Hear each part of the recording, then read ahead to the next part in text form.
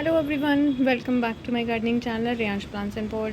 दोस्तों, अगर आप भी मेरी तरह हाई राइज अपार्टमेंट्स में रहते हो और आपको अपना बालकनी गार्डन सेटअप करने का मन है इस मॉनसून सीज़न में, तो आपको कुछ बातों का पता होना बहुत ज़रूरी है। आपको कुछ चैलेंजेस के बारे में पहले ही पता होना चाहिए ताकि आप अपने बालकनी गार्डन का सेटअप करने में सक्सेसफुल हो सके। तो कहने का मतलब ये है कि बालकनी गार्डन को मेंटेन करना ईज़ी नहीं होता इन कंपैरिजन विद कि जो टेरेस गार्डन होते हैं या लॉन गार्डन होता है या आपने कहीं खुले में नीचे अपने पौधे रखे हुए हैं। बालकनी गार्डन में क्या क्या परेशानियाँ आती है, कौन से चैलेंज आते हैं, वन बाय वन मैं आपको इस वीडियो में क्लियर करती जाऊँगी। देखिए, ये मेरा बालकनी में गार्डन है। तीन बालकनी है जिसमें से मैंने 2 में प्लांट का सेटअप किया हुआ है। सबसे पहला जो चैलेंज है वो ये कि सनलाइट कितनी आती है। यहाँ हाई राइज अपार्टमेंट में क्या होता है कि एक प्रॉपर फेसिंग होता है बालकनीज़ में कि ईस्ट फेसिंग है, वेस्ट फेसिंग है, नॉर्थ है, साउथ है। तो अभी देखो, मेरा वेस्ट फेसिंग है। उधर जो आप देख रहे हैं वो नॉर्थ फेसिंग है, तो उधर कभी धूप आती ही नहीं है। ठीक है, तो बहुत सारे रीज़न्स होते हैं कि अगर किसी एक पर्टिकुलर डायरेक्शन से ही धूप आती है तो आपको उसी के अकॉर्डिंग प्लांट रखने पड़ते हैं।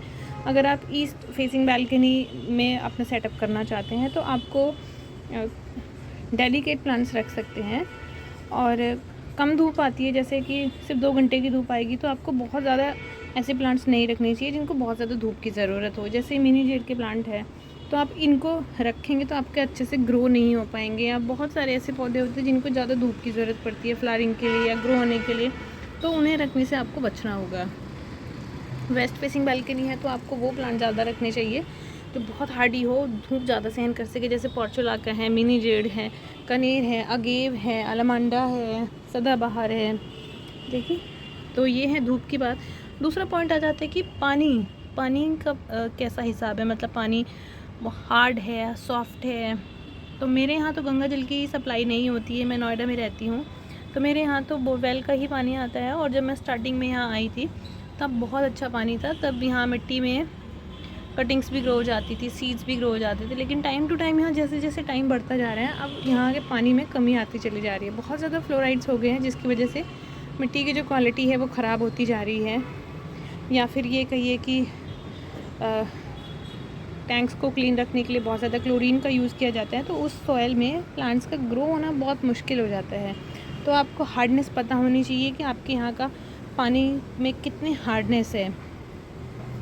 बहुत ज़्यादा हार्डनेस होगी पानी में तो काफ़ी सारे जो डेलिकेट प्लांट्स होते हैं वो ग्रो नहीं कर पाते हैं।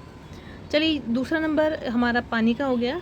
तीसरा नंबर होता है कि अगर आपकी बालकनी, मतलब अगर ऐसे हाई राइज अपार्टमेंट्स में रहते हैं तो यहाँ सबसे बड़ी प्रॉब्लम होती है पिजन्स की। यहाँ दूसरी पक्षी कम आते हैं, जैसे यहाँ कौवे नहीं होते। कभी कभार कोई बुलबुल आ गई या रॉबिन बर्ड आ गई या फिर स्पैरोज़ कभी आ जाती हैं। मोस्टली यहाँ जो पॉपुलेशन होती है बर्ड्स में वो पिजन्स की होती है। तो पिजन्स बहुत ज़्यादा प्लांट को ख़राब करते हैं, वो पौधों को काट देते हैं। प्लस अगर उन्हें उसमें अंडे देने या घोंसला बनाने हैं तो वो उस पूरे गमले को ही ख़राब कर डालते हैं। एक और ही बहुत बुरा जो इफ़ेक्ट पड़ता है पिजन्स का वो ये कि पिजन पूप से, पिजन फैदर से फंगस लग जाती है। एक तरह का फंगस होता है, इनमें बैक्टीरिया भी होता है जिससे कि ह्यूमंस में लंग इन्फेक्शन होने का बहुत ज़्यादा ख़तरा रहता है। तो इसके जो पंखों में से कुछ सफ़ेद जैसा निकलता रहता है, उड़ने वाला कुछ मटेरियल, जो हमारी सांस में अगर चला जाए तो वो प्रॉब्लम्स क्रिएट कर देता है, सांस से जुड़ी बीमारियां पैदा कर देते हैं। तो जब भी बालकनी गार्डन का सेटअप करें तो पिजन नेट आप लगवा लीजिए, उससे एटलीस्ट पिजन नहीं आएंगे। तो अगला जो 4 नंबर का प्रॉब्लम वो ये है कि आपको बालकनी गार्डन का सेटअप करने से पहले अपने यहाँ के क्लाइमेट का पता होना चाहिए। आपको जानकारी होनी चाहिए कि आपके यहाँ वेदर कैसा रहता है। आपके यहाँ पूरे साल एक जैसा मौसम रहता है या फिर आपके यहाँ गर्मियाँ ज़्यादा रहती है या सर्दियाँ ज़्यादा रहती हैं या हमेशा बारिशों का क्लाउडी वेदर रहता है। उस चीज़ को देखते हुए आप अपने प्लांट ख़रीदें और उसी तरह से प्लांट्स का सेटअप करें। क्योंकि बहुत ज़्यादा गर्मी होती है, एक्सट्रीम गर्मी के प्लांट्स अलग होते हैं, एक्सट्रीम ठंड के प्लांट अलग होते हैं। और अगर मानसून मतलब रेनी वेदर रहता है तो उसके प्लांट्स अलग होते हैं। और ये पॉइंट होने के बाद एक और पॉइंट आता है जो मैं कहूँगी सबसे बड़ा चैलेंज होता है।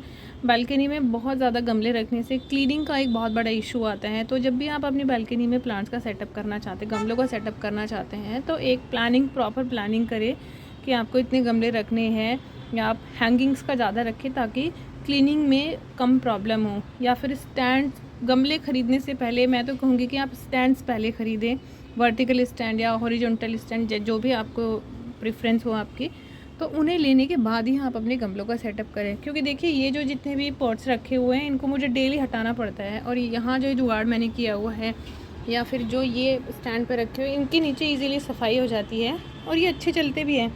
क्योंकि गर्मी में ये नीचे रखे गमले एक्स्ट्रा गर्मी इनको मिलती है, सर्दियों में एक्स्ट्रा ठंड इनको मिलती है, तो इनके ख़राब होने के चांसेस ज़्यादा रहते हैं। तो ये कुछ टिप्स थे, कुछ पॉइंट्स थे, कुछ चैलेंज थे जिनका कि बालकनी गार्डन में आपको हमेशा चैलेंज ये सब फेस करने पड़ते हैं। इन सब बातों का अगर ध्यान रखेंगे और तब अपने पौधों को अच्छी तैयारी के साथ अगर लगाएंगे, ख़रीद के लाएंगे और लगाएंगे, तो आप ज़्यादा सक्सेसफुल हो सकते हैं। और इसी तरह की अच्छी जानकारी के लिए मेरे चैनल को सब्सक्राइब करिएगा। वीडियो पसंद आई तो लाइक करना।